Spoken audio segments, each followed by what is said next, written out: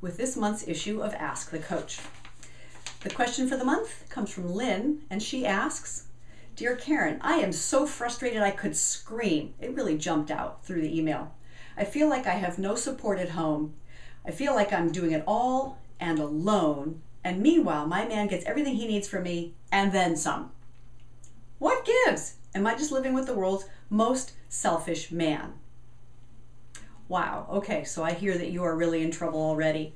And the first thing I would suggest that you do, Lynn, is, this is my favorite method for doing this, but it's really about releasing all of this pent up stuff, right? Don't do it with your man, don't do that.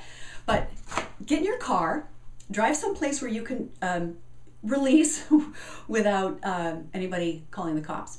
So go park someplace, don't be driving, make sure you've got a box of Kleenex with you, and just rant and rave and scream. And because it's not just about what you're doing that he's not helping with, it's just everything probably, right? This time of year especially. So go get it out of your system however you do it.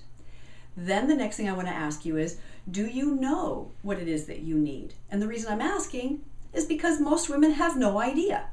Now, you know that you've got needs, which is why you're so frustrated and maybe even resentful, because they're not happening. So the first question is, are you clear about what your own needs are? That's the most important work here. You can't get what you need if you don't know what you need. So do that work. Now, if your answer to that question is yes, then the next question is, are you asking your man for the things that he can provide for you in a way that he can hear? Very important, that piece. Can he hear you? Are you asking when he's distracted with something else? Even if you're saying something and he's looking at you, it does not mean that he's actually hearing you if his focus is on something else. So be respectful. Make sure that when you're communicating a need or a request, that he has the space, he has the focus, he has the ability to hear you in that moment, right?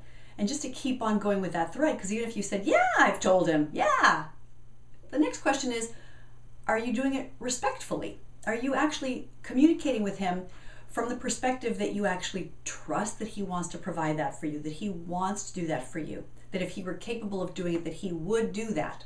Because if you let any of that resentment leak out while you're talking to him or asking him for what you need, the chances are fairly slim that he's going to provide it for you in the way that you want. Or if he does, it's at great cost to not just your guy, but it's also at great cost to your relationship, because he is going to keep shutting down more and more.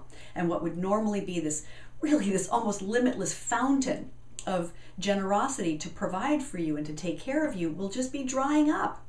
So don't shoot yourself in the foot by communicating from resentment and pent up stuff, and just assume he wants to provide for you. He just A, doesn't know what it is, or B, he hasn't been asked in a way that he really can win.